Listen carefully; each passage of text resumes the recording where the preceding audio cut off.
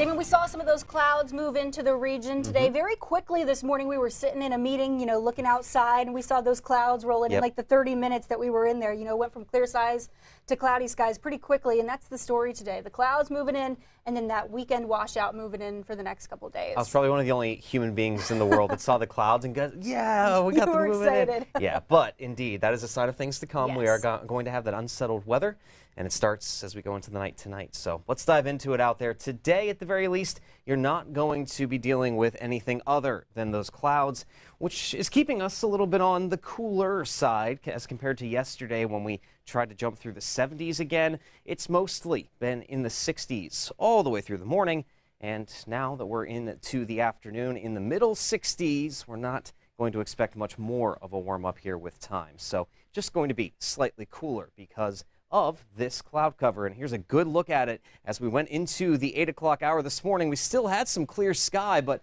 look at how quickly all that gray started to fill into the picture.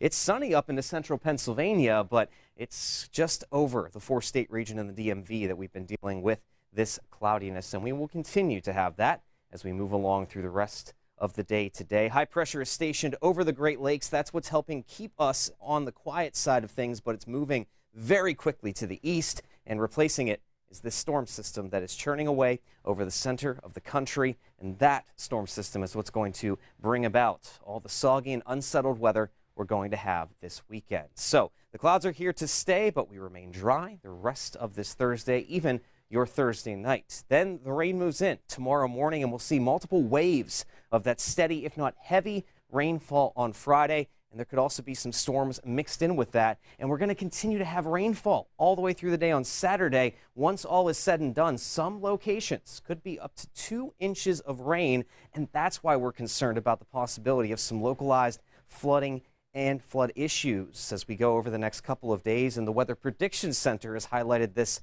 as well. This is the excessive rainfall outlook. It only has 4 levels. It's not like the severe scale here, but we're under the lowest level right now, 1 out of 4, a marginal risk here in the dark green.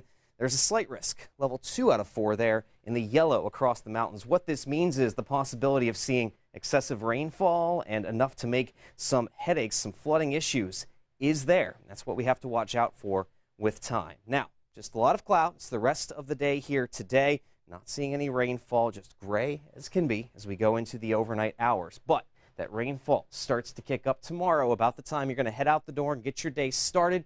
Notice how it starts out mostly on the light side. Then as we go with time, we're seeing more of the yellows, reds, oranges, indicating that heavier rainfall that is going to cross the area in waves as we go throughout the day on Friday, and it's not going to let up as we go through the night on Friday night into Saturday morning. And all of this rain is going to pile up pretty quickly. Now, this is just one model showing what we could possibly have out there, and usually it does adjust with time, but it looks like the possibility of about 2 inches of rain by the time all is said and done is certainly out there. And it's a lot of rain in a short span of time.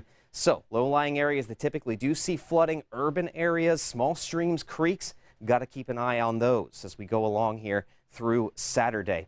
It's going to be chilly, and we're also going to continue to have clouds around for Mother's Day, but things do start to improve as we go into next week with sunshine and temperatures rebounding into the 70s.